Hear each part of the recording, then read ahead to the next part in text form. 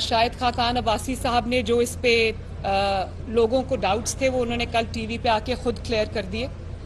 मैं शाहिद साहब के बारे में एक बात ज़रूर कहना चाहती हूँ कि शाहिद साहब हमारे मुस्लिम लीग नून के न सिर्फ नवाज शरीफ साहब के देरीना साथी हैं, ख़ानदानों से ये साथ चल रहा है, बल्कि वो हमारे फैमिली मेम्बर हैं, मेरे बड़े भाई हैं। और मैं रात को देख रही थी, वो कह रहे थे कि मरियम मेरी छोटी बहन है और मैं ये चाहता हूँ कि उसको ओपन फील्ड मिले ताकि वो अपना काम करे।